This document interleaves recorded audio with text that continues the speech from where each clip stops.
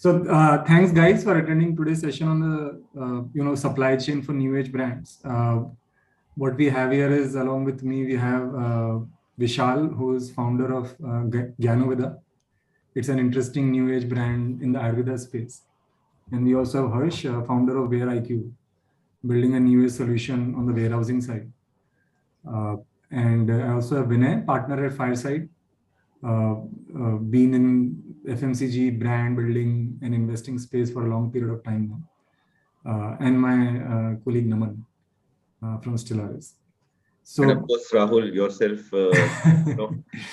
you spend enough time building consumer internet brands over the last 2 decades. So who better than you with the vantage point of what's happening now?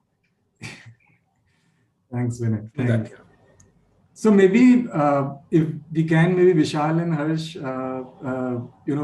if you can spend like 2 minutes talking about your business, what you guys are building, and then we jump into questions that are more specific to the supply chain side for both your companies.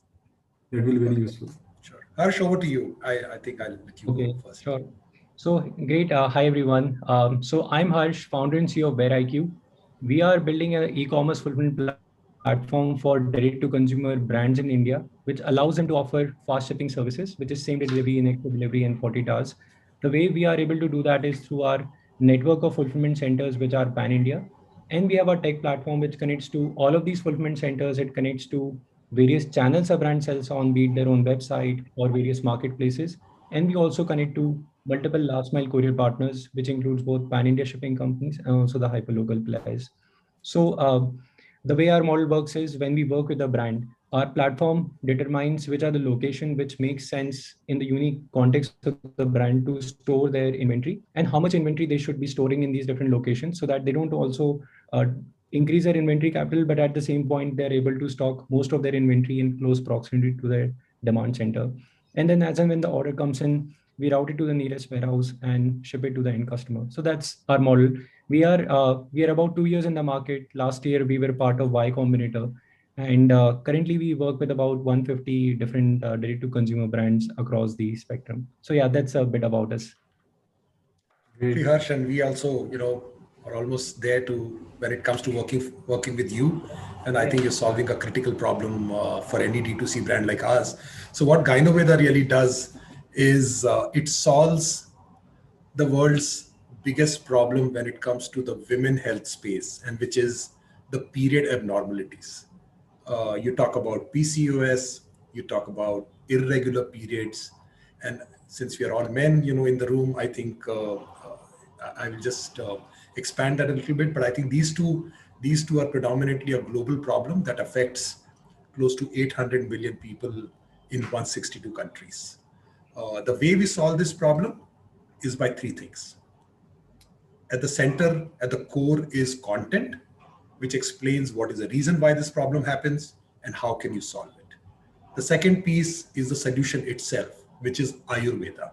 I think Ayurveda has ultimate solution when it comes to solving lifestyle disorder, and any period problem is all about lifestyle disorder. And the third piece is technology. How do I go directly to the consumer? I think technology has made that possible today. The whole content rides on technology.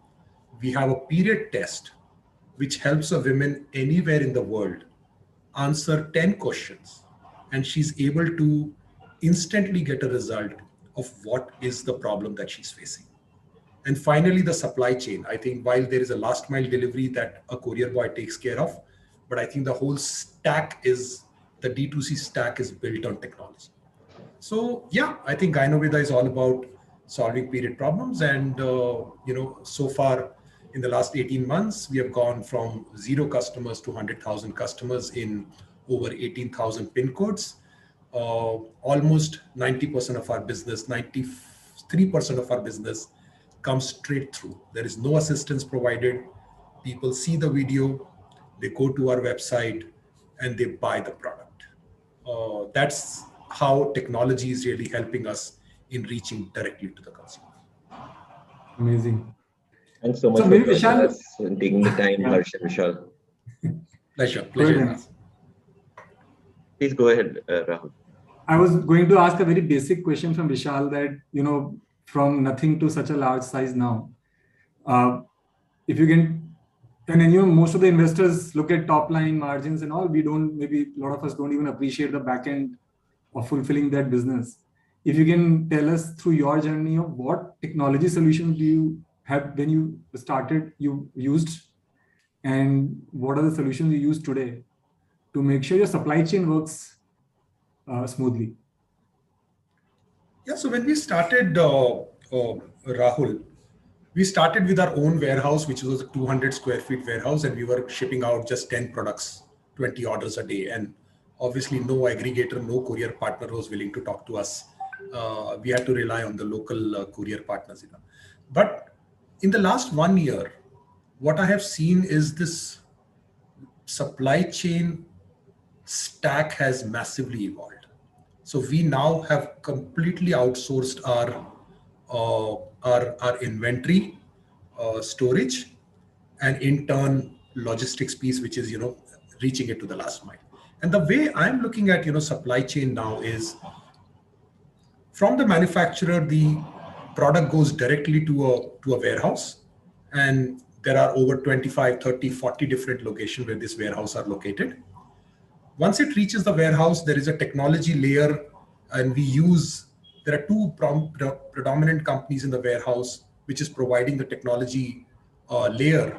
The first layer is input that inventory into a tool like a Unicommerce or Easy Ecom, so that the warehouse boy clearly knows where the inventory is located. Then there is a layer above that, which is the logistics aggregator. And just to name a few, like we are using iThink, we are also using Vamaship, we are connected now with WhereIQ. So there are multiple aggregators that pipes into the first layer, which I said, which is Unicommerce or Easy Ecom. So below that, there is a layer which is Shopify. We use Shopify. So when the order comes, the order gets pushed to Unicommerce or Easy Ecom.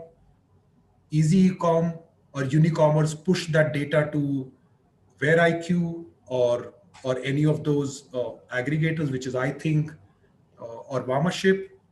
And these aggregators are further aggregating the logistics company like a Delivery, Easy Ecom, ExpressB, Shadowfax, multiple courier partners that eventually do the last mile delivery.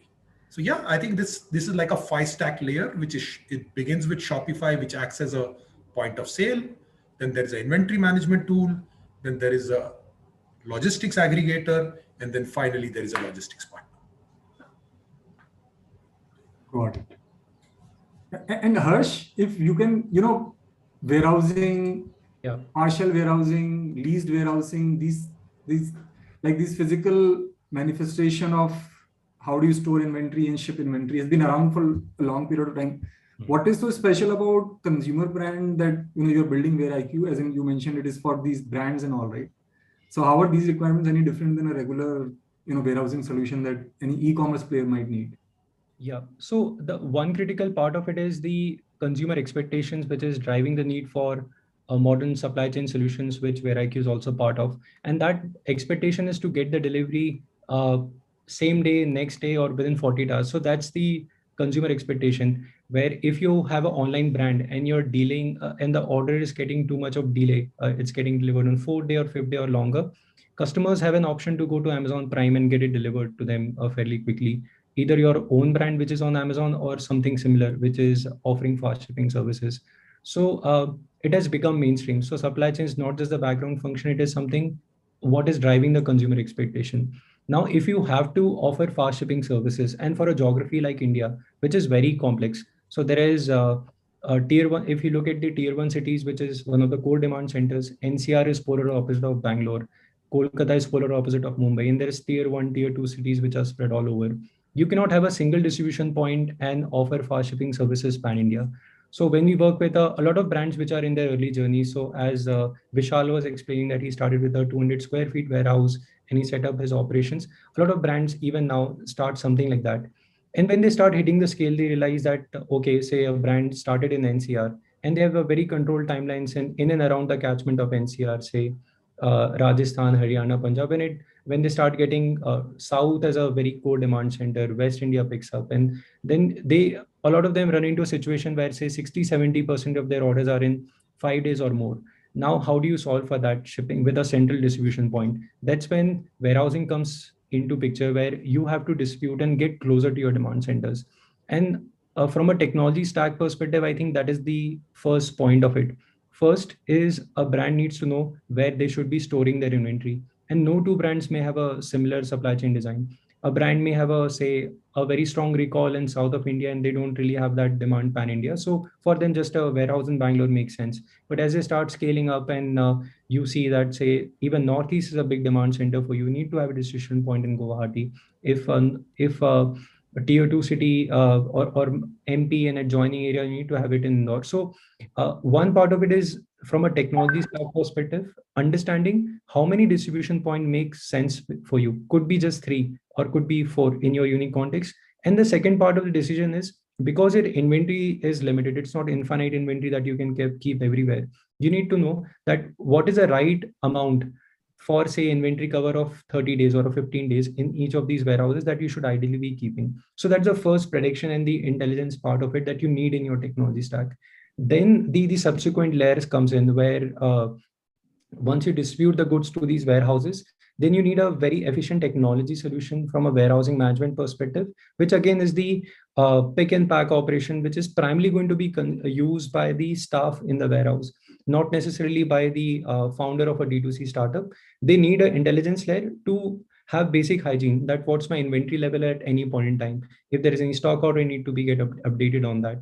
And any of those insights on the inventory front. On the order management front, how many orders on Amazon, Flipkart, my own website, what's the status of it? And then the last mile of it. Who is managing my parcel? Is it delivery or a Blue Dart, FedEx? How many are returned? And the nuances around it, where some of them may be fraud if it is a COD, and the workflow around the shipping. And then there's a post-shipping workflow also.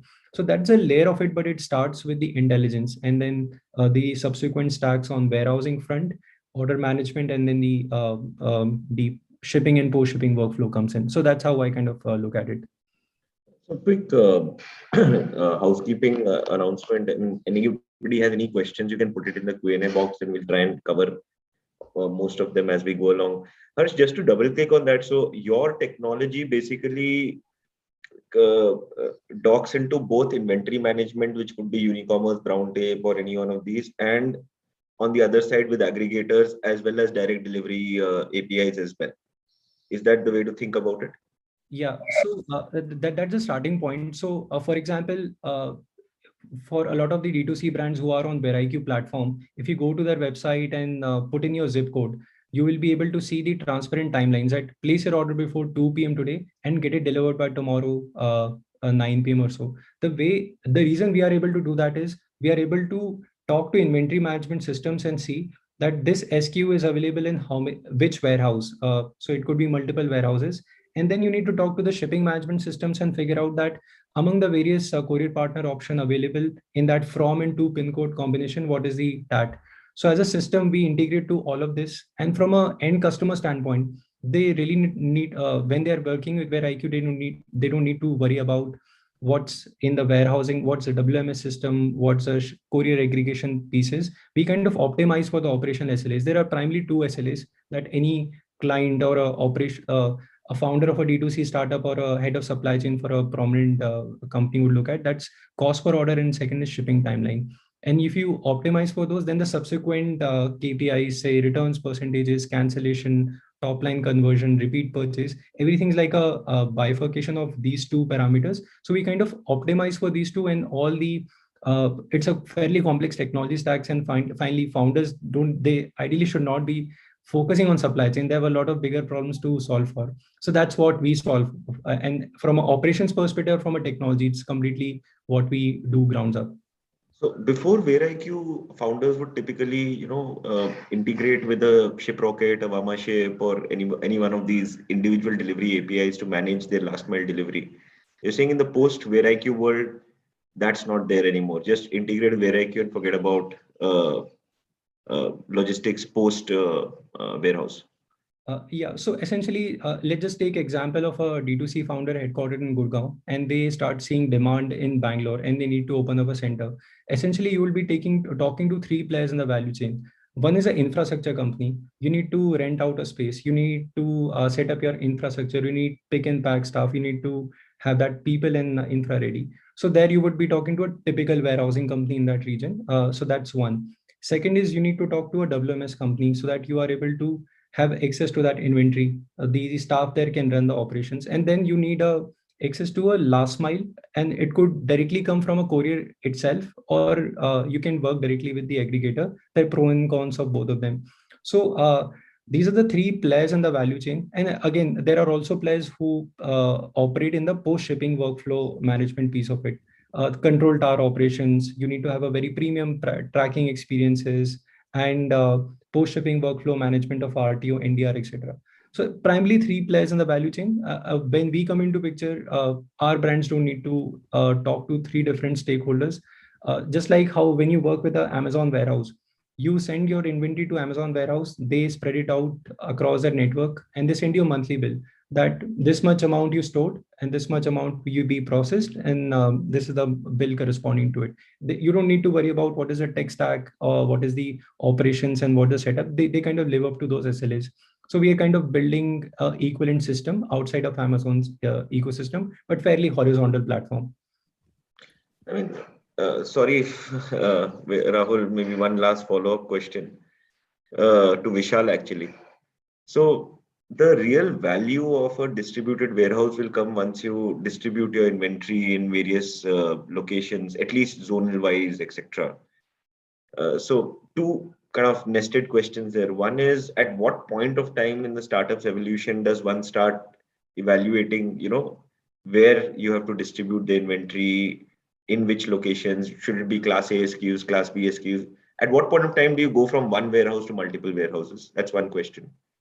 And the second one is, as you're analyzing all of this information from a brand standpoint, from your startup standpoint, what are the key KPIs that you are measuring, in terms of logistics, in terms of what's happening in city, in state, in top tier one towns, in tier two towns, in maybe some far flung areas like the Northeast or J&K? What are the key KPIs that you measure to satisfy yourself that, hey, my logistics partner or my warehousing partner is doing the right thing for my consumer?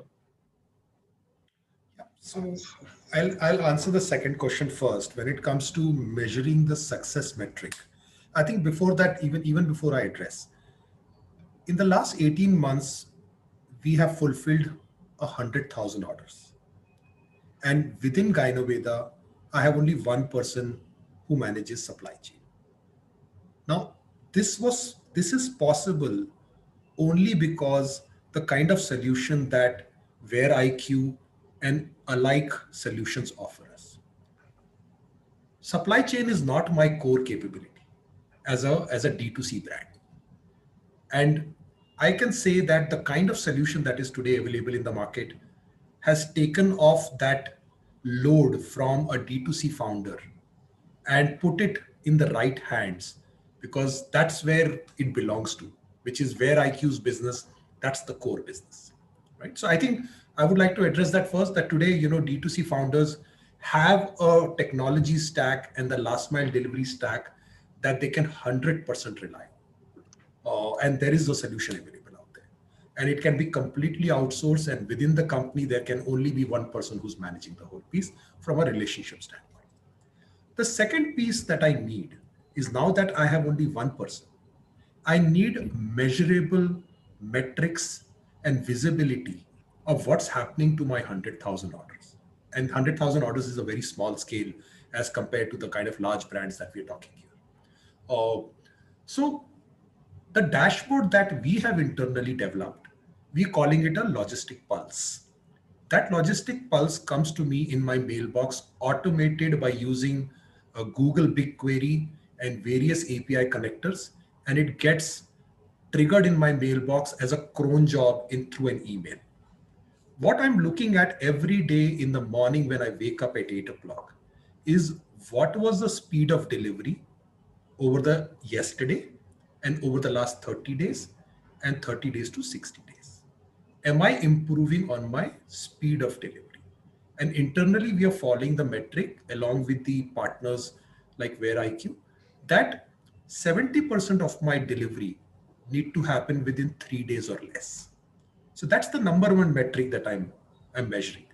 Obviously, same day delivery is the most desired, but 70% of the orders get delivered within less than 3 days. The second metric that is super critical to track is RTO percentage. And the way we have distributed RTO percentage as a measurement is we don't look at we distribute that as RTO for prepaid and RTO for COD. Because when you decouple that is when the real picture emerges. RTO for prepaid is as low as 1%, whereas RTO for COD can range from anywhere between 10% to 35% based on the product category. So that's the second critical metric that I'm looking at. The third critical metric that I'm looking at is the speed of delivery for RTO orders. How quickly that those orders come back to my warehouse and ready for it to be shipped back again. So that's the third metric because that's again a cost for me. And these three metrics, when I'm closely looking at, honestly, it becomes very simple for me to run the business because these are pressure points in the business when it comes to consumer experience. When it comes to, so I think that answers the second question, Vinay, is what metrics are we looking at? When it comes to the fulfillment piece, what we understood from the speed of delivery standpoint is one, you need to have enough inventory. That's a very, very obvious thing. Second, if 30% of my orders are coming from Northeast and we get orders from 50 such pin codes where for 20 kilometers, the courier boy has to travel to just deliver one packet, which is a pin code like 79111, which is at the border of India. Now, if my warehouse and inventory is stored in Mumbai, fundamentally, it is not possible for me to meet the timeline of 2-day delivery. If my next order is supposed to be delivered in Jammu and Kashmir, my next order is supposed to be delivered in Kerala, and so on. There are certain pin codes in the country, and I would put that in the 30% bucket, where if I'm going to ship this order from Mumbai warehouse location, then it is practically impossible for me to meet my promise to the consumer. And of course, time to deliver and the speed of delivery clearly impacts how a consumer looks at the brand and the trust factor of the brand. And that is where the need for distributed storage arises, where I would want to store 30% of my inventory because my orders come from Northeast. Maybe I would want to store it in Kolkata or Guwahati if it is coming from up remote part of east of India. In case if I'm getting another 40% of my orders from, say, Chandigarh, Punjab, Rajasthan, Himachal Pradesh, Jammu and Kashmir, then I wouldn't want to dispatch that order from Mumbai. I would rather dispatch it from a warehouse location in Delhi. So yeah, I think that's the key part. And RTO has a direct impact on the speed of delivery has a direct impact on RTO. If I order today and you are delivering to me after 8 days just because the dispatch happened from Mumbai, obviously there is a high chance we have seen where the RTO really happens. It's always a trade-off, right? I mean, there is the working capital question here, where if you have to replicate your inventory in a Guwahati or a Delhi or wherever else, or Punjab, you have to incur a higher inventory holding cost. And obviously, Harsh will be very happy. But on the other hand, investors might be a little unhappy saying, that the working capital has gone up, but it hasn't impacted in equivalent sales going up. So where do you, how do you kind of balance that trade-off? Good question, Vinay. In fact, we discussed this internally, with my team. And my perspective on this is there is a second reason why I would want to have a distributed inventory storage, which is to de-risk my business. This is a risk mitigation plan, which means if I have 100% of my inventory stored in Mumbai warehouse, obviously I'm running a high risk from a business continuity standpoint.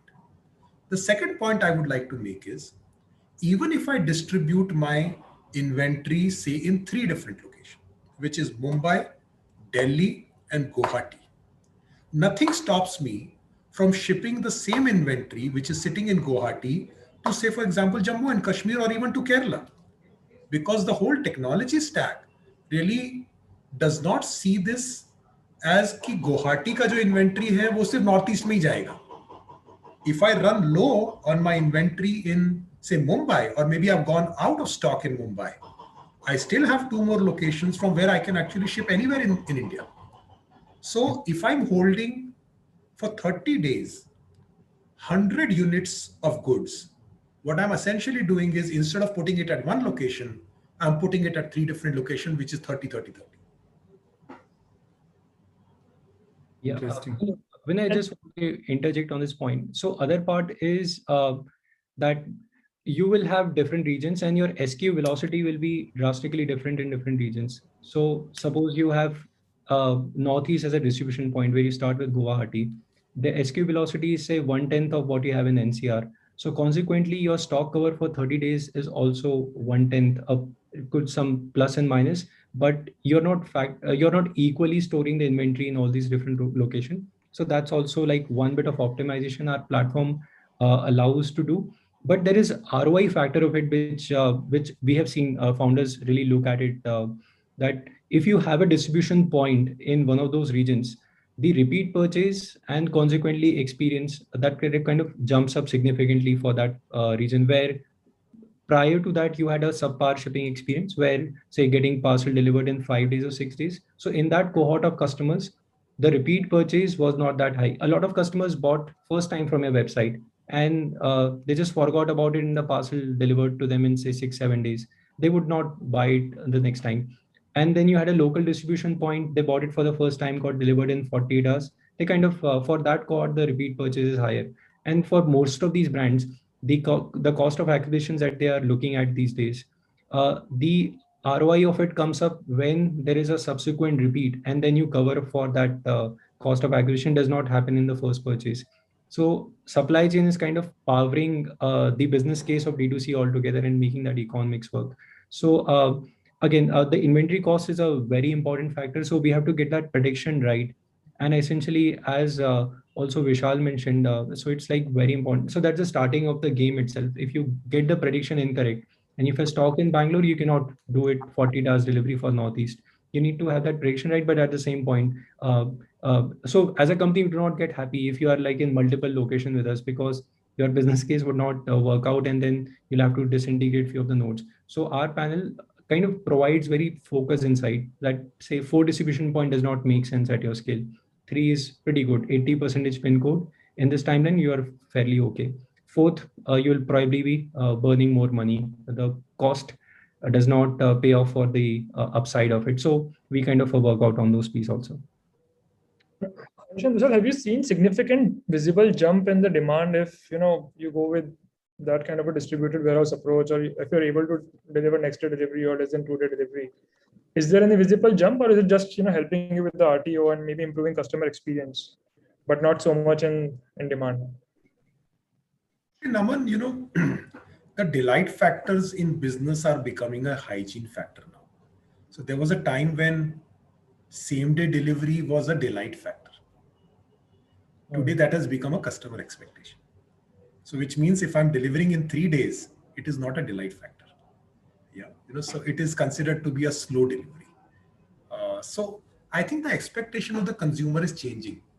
Like the way, Harsh just very, very, politely mentioned that somewhere in the conversation that, and I'm facing this as a challenge, that consumer has 2 choices. If I have already subscribed to Prime on Amazon, I know that the delivery will happen in same day. So even if I have an existing customer for which I delivered the product when he or she bought for the first time, and I delivered in 5 days. When she knows that I'm a prime customer, she will say, hey, मेरे को तो ये product वैसे भी खरीदना है और same price है. So let me buy it from Amazon because any which ways I'll get it the same day, because in our case, continuity of the medication is very important. There cannot be a gap in the middle. So now in this case, I ended up actually paying Amazon for something which I could have easily fulfilled on my website. So yeah, I think two factors coming out very clearly here is I think speed of delivery is now becoming a hygiene and not a delight factor. You're expected to deliver within 1 or 2 or 3 days.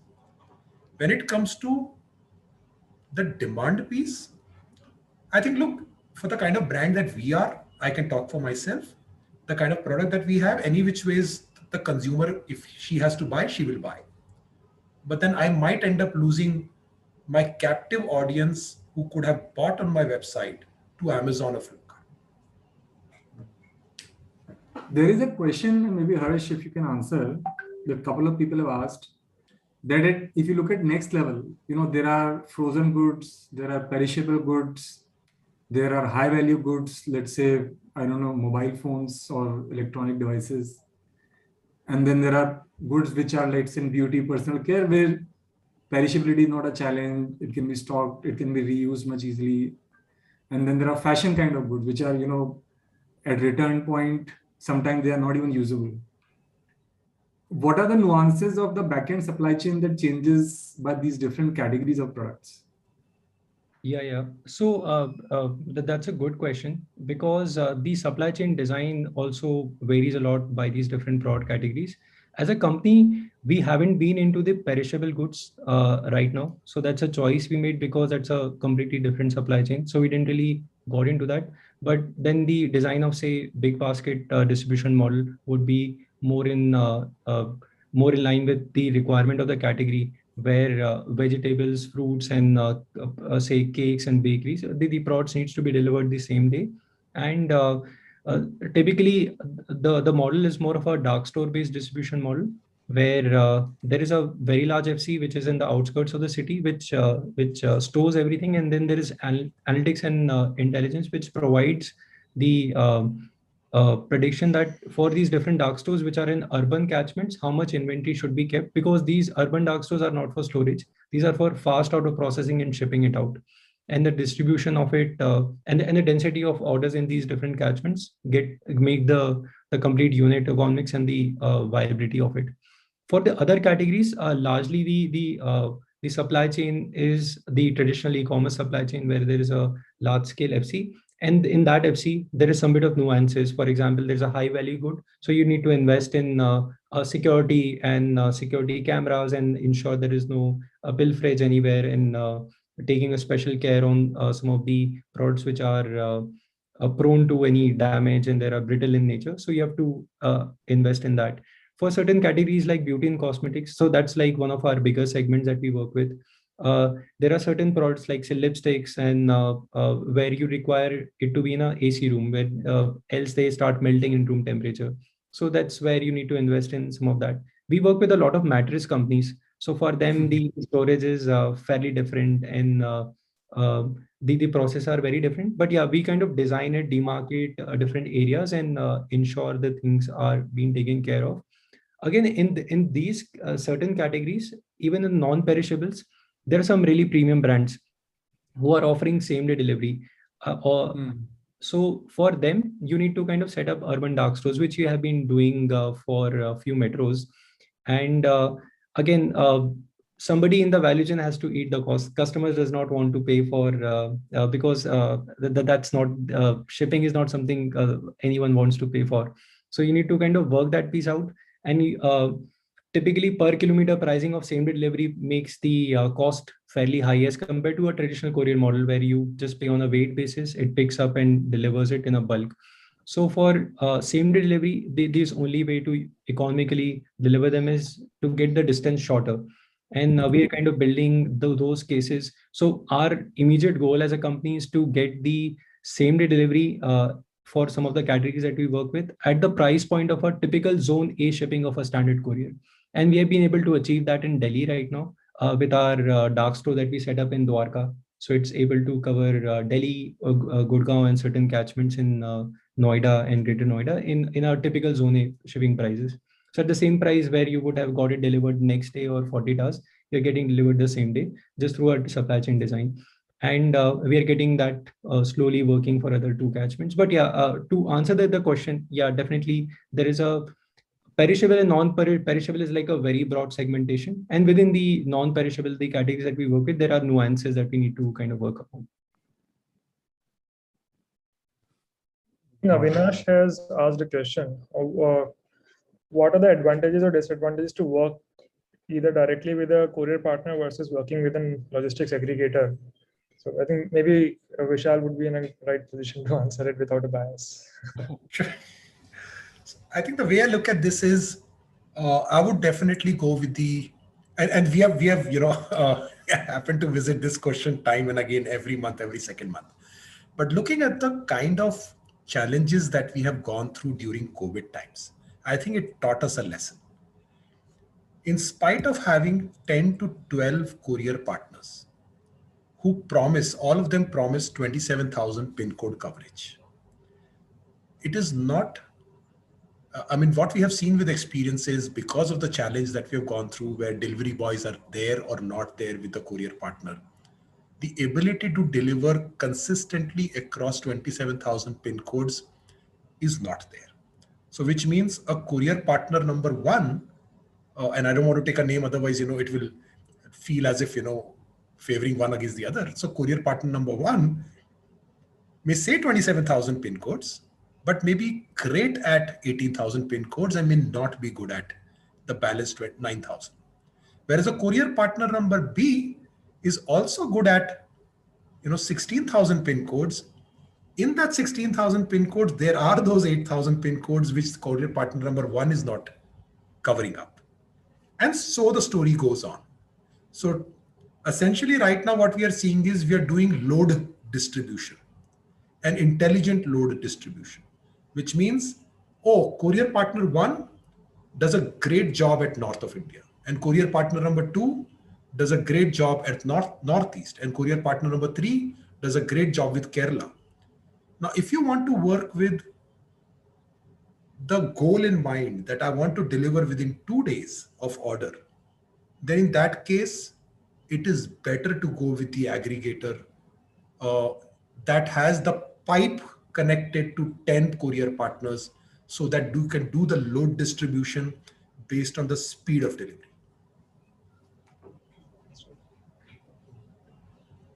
Yeah, Naman, I'll just add to that.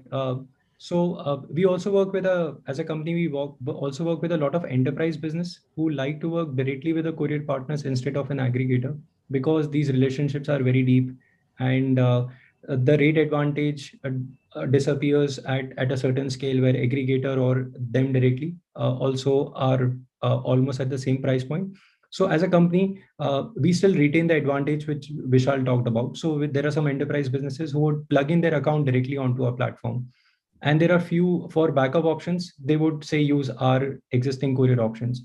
So essentially, they still retain the advantage that for certain PIN codes, their preferred courier partner where they have their own account is getting assigned. And they know for a fact that say certain PIN codes in say Northeast or certain region where they're not as good, where some backup courier options, which are again integrated to our solution, they get assigned. So in that model, we are acting as an aggregator for a percentage, not as an aggregator for a certain base. So still from a platform perspective, we still remain neutral and without any bias on that. There is an interesting question somebody had asked earlier, which is, end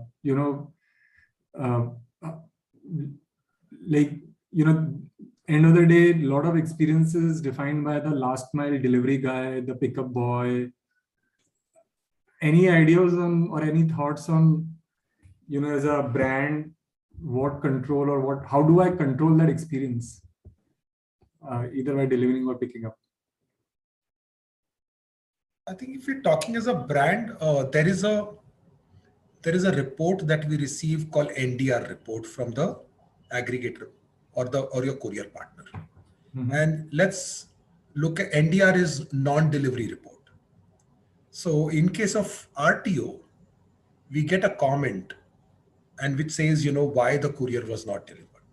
On the other side, we get queries in our call center by way of chat or email, where if the courier delivery experience and the touch point was not right, then in that case, that hits us back as a brand, as a complaint, and which we take it back to the courier partner. And I would say that constitutes only 1% of the total orders delivered. It is like a बिजली company. जब तक आपके घर में बिजली आ रही है कोई कंप्लेंट नहीं है. जिस दिन बिजली चली जाती है उस दिन सारी कंप्लेंट बिजली कंपनी को जाती है. Right? So I think that's how this fundamental works. So I would say so far as the complaints are limited to 1%, that's good. But you are able to link it that accurately, Vishal, that this 100%. came because of that particular courier partner? 100%, because there is no reason why a girl in our case would take the effort to open her phone, unlock it, initiate a chat. I feel in today's world, nobody really cares about talking to or chatting with a brand unless it is a compelling reason. Understood. Interesting. There's another question again, I think from Avinash, around what are good technology platforms to get live visibility of order on ship to stack. So he's saying he's aware of Vinculum, Unicommerce. Are these best of the worlds? Are there other technology platforms that you have seen? I think VeraIQ is pretty good. Great. There lies the answer. All right, Harsh, you have already got a converted customer now. I'm coming there. But yeah, I think if I have to answer that question, we have developed our own system to get a custom report. And we have developed that by way of data automation, by getting data from multiple sources, which is multiple APIs. And yeah, it's not that difficult to develop, but that's us because we were not satisfied with what we were getting. I still need to try VeraIQ for that. And maybe for all you know, it gets replaced. Got it. And as earlier, I think when I was saying audience should feel free to raise their hands if they want to ask questions. They can also type in. I think there's one more question from Deepthi. I don't know if it links to supply chain per se, but this notion of selling on marketplace versus selling on your website. There's always a balancing act, if I can call it. How as a brand you take a call, because there is one place where all the customers are anyways there, which is let's say an Amazon or a Flipkart. Yeah. And then your own website, which you have to get customers to. So Deepthi, I'll answer that question with a use case. Say, for example, you see an ad of Gynoveda on Facebook, it pops up as a discovery. You like the proposition from Gynoveda. You still don't know what this brand is, but you like the product. I think today the consumer's first response is, let me go and check out if this product is available on Amazon. And she goes on Amazon and types Gynoveda, and the product pops up. Now, in case if my product, first of all, is not available there, I have lost that sale. Second is the reputation. Oh, these guys are not available on Amazon. Are these guys really reliable? Are they trustworthy? Are their products good? Because if they're not available on Amazon, then maybe they are a fly-by-night operator. So there are a lot of doubts that crop into consumers' mind. The second use case, which is an extension to this journey, is the consumer is saying कि यार पहली बार खरीद रही हूँ, एक काम करती हूँ यार Amazon से खरीद लेती हूँ, कम से कम प्रोडक्ट नहीं भी आया तो मेरे पैसे वापस आ जाएंगे, right? So first time purchase, if she's not convinced, she's more comfortable buying Amazon. And then the second purchase, if she likes the product, she may or may not come back on my website. So I have no control over that because I do not get the data from Amazon. But what we have seen is, and in my system, that will still be considered as a first time purchase if she comes and buys again on my system. So yes, there is a push and pull when it comes to getting that sale on my website versus Amazon. But today I cannot afford to not be there where the consumer is looking out for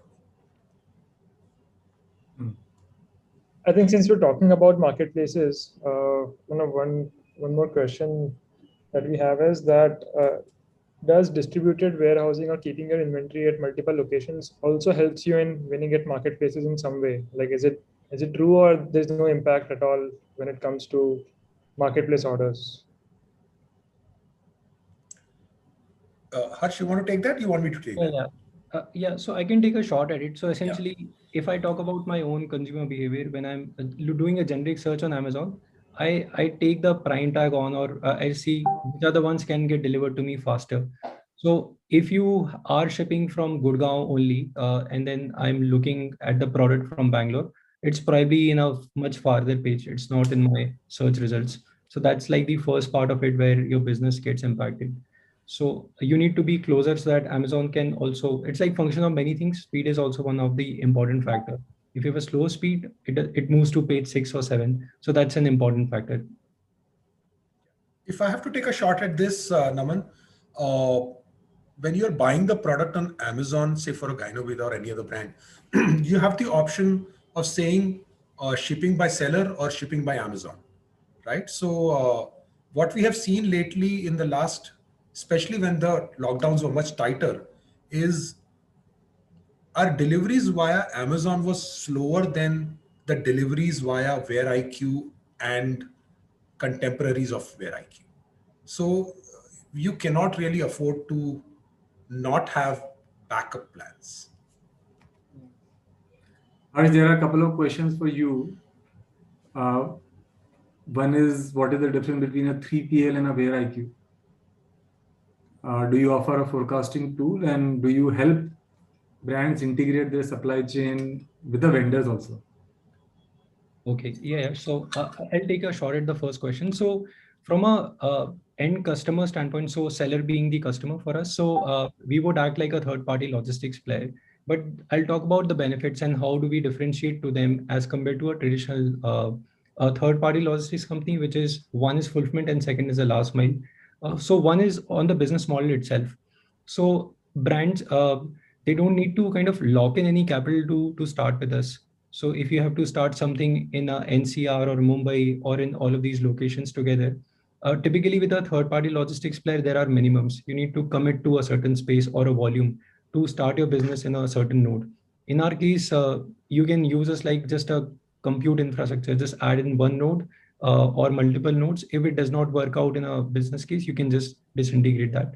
So that is one. Secondly, from a technology perspective, since we are a horizontal platform with no affiliation, you get integrations to multiple last mile courier partner and different applications and services on top of it, which can help you manage your returns effectively, flag off any fraud orders because of COD. So these are from a technology platform perspective, there's a huge differentiation. And second is on the business model perspective, why the brands that we work with chose us versus traditional third-party logistics player. Yeah. The second question I forecasting tool. Is there a forecasting tool as part of your stack? Yeah. So the forecasting tool is essentially one, I'm assuming it is on the inventory forecasting, that how much inventory you should be keeping in which location. So that's there. So that's the first part of the decision any brand needs to make. So we are at the middle of August. Brands are thinking that in month of September, how much inventory they should be keeping in based on the stocks that are going to receive from a manufacturer at the month end. So that is like the first inventory forecasting that you require. The second forecasting I'm assuming is on the timeline, like Prime does, that if you order it before 2 p.m. today, get it delivered either by Monday or Tuesday. So that's a forecasting that we do right on the prod page, landing page. So we have both the tools there. And then the last question, maybe Vishal, you can also chip in. What about technology to integrate with your vendors? As in, all we have talked about is warehousing to forward shipping. First of all, does WhereIQ provide anything out there? And Vishal, if you can also chip in with what have you guys implemented any tech stack? Yes, I'm unable to recollect the name. We use one of the tools there where on both the sides, that means there is a process where, say for example, I've ordered the bottles for the pills that need to be filled. If the bottle gets dispatched from a bottle manufacturer to say the third party manufacturer who's developing these products for us, when the delivery happens, it has to be inputted that I have received the delivery of that packaging material. And when the person, which is my manufacturer, is dispatching those goods from his manufacturing unit to the warehouse, he needs to punch in saying that the goods are dispatched and it's in transit. So we are using a tool for that. I'm sorry, I'm not able to recollect the name for that. It's an ERP tool and it's a fabulous tool, in managing the workflows. I think the question is more around the quality of the goods and what is the technology used to control the quality. I think number one is, before we onboard any manufacturer, there is a site visit. And I at least personally visit that manufacturer and make sure that does he have the right kind of process and system. And I come from a Six Sigma background where I've implemented certain Six Sigma projects. So I look at the systems and processes that they follow at the ground level to ensure the input quality and the output quality. And I have seen some amazing state-of-art machinery being used at the ground level where the human intervention is very limited. And right from the time when the herbs of Ayurveda are put to the time when the pill really comes out, a lot of it is managed by the machinery, which is driven by technology. Like a simple example, if there are 120 pills that needs to go in the bottle, there is a technology used where the machine automatically drops only 120 bottles, not even a single more, not even a single less, right? So we surveyed that and so on. So I think that's the kind of machinery used. Second piece, which is my personal opinion, in India, how much ever technology you implement, right? Agar value system acha nahi hai, supplier ka, right? Then no technology can save you from quality control, right? So I think ईमान अच्छा होना चाहिए, आपको माल चोखा मिलेगा. Interesting. Jili, Pragya had a question, and either of you and anybody on this panel has an answer, which is around, are there aggregator or courier partners for perishable foods? Are you aware of, there are few last mile delivery guys we are starting to see. People are building these dark stores on a third party basis, where the main logic is 2-hour delivery, 1-hour delivery. But I don't know if you guys have seen any Vinay and Naman that are very perishable food focused. Not that anything comes to top of my mind. It still is a very broken supply chain. So for example, Raw Pressery had a very short shelf life and they had to build their own logistics supply chain. Similarly, ID Fresh, Rahul, you must be quite aware of this, that they have built a very differentiated hub and spoke model for their different distribution. They have a 3 to 5 day shelf life as well. So yeah, I mean, that is a seriously broken supply chain. Yeah. So not seen too many players there. Yeah, so there are a few hyperlocal players in different cities, and they would do like a gel pack based delivery to get that thing delivered. Oh, by the way, Raw Pressery is also one of our clients. So we started fulfilling for them, and for metros, we're using some of those hyperlocal partners for faster shipping service. The difference is on the gel pack and some of the some products that would require that. One more question I think few people have is, who's the owner of the inventory sitting in these warehouses, both from whose book it is on and who's responsible if something goes wrong with that inventory?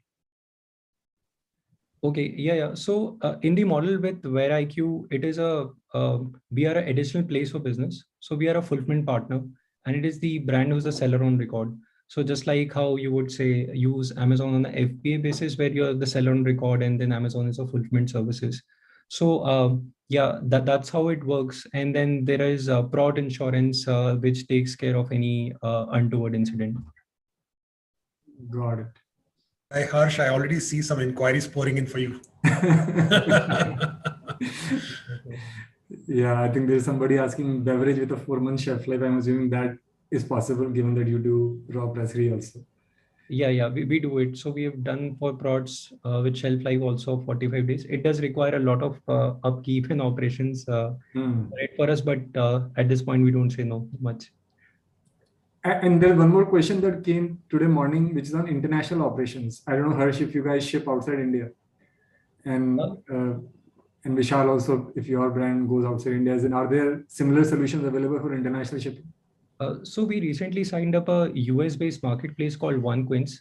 So their entire market is in the US, and the supplier base is largely in India and Vietnam. So we are the Wow. fulfillment partner for India.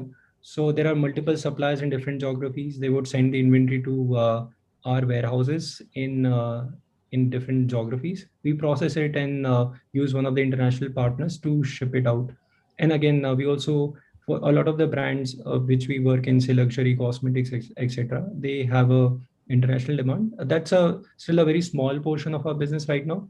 But with FedEx or a DHL integration, we ship it out right now. But from a fulfillment distribution standpoint, we are not there yet. But we, as that business case works out, we can look at that. At this point, it's processing in India and then shipping it out through some of those players. And speed is fairly great of DHL and FedEx in getting them to some of the global demand centers.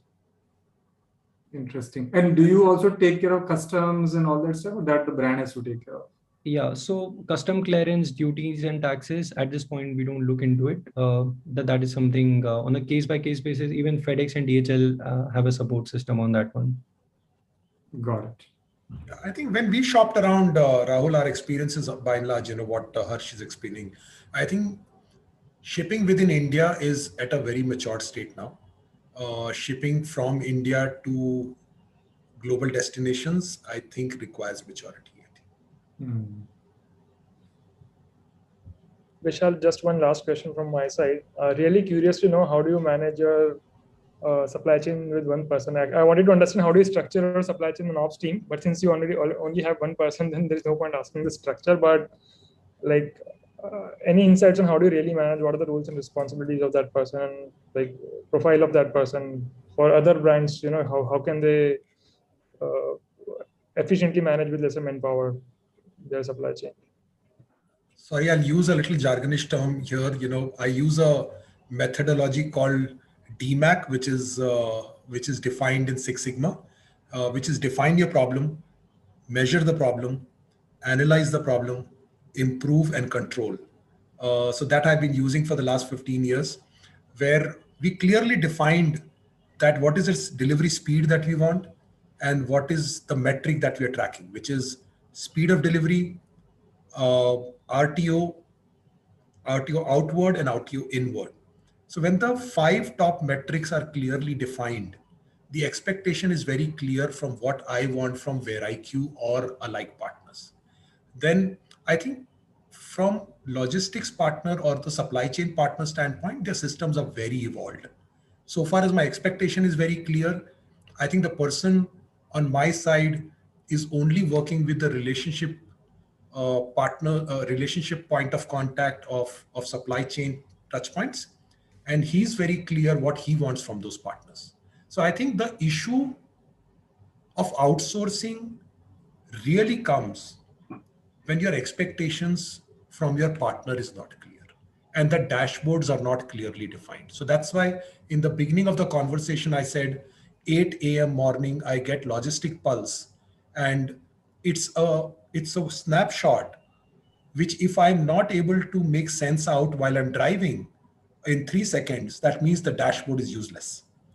And that is what has helped us stay on top of the supply chain issues. Interesting. Maybe Harsh, my last question is to you.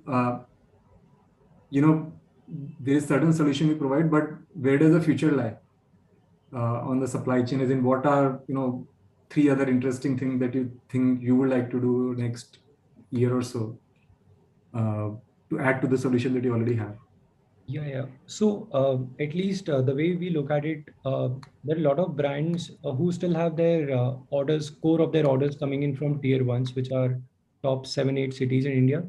where over period of last 2 years, we have built up a fulfillment network to have a very fast controls supply chain KPIs in these regions. What I see as a long term, there are many million plus population agglomerates in India outside of metros, where there is a huge appetite for e-commerce demands and all these new consumer brands across the different categories. So getting to them fast with your centers in NCR and Bangalore would not be possible.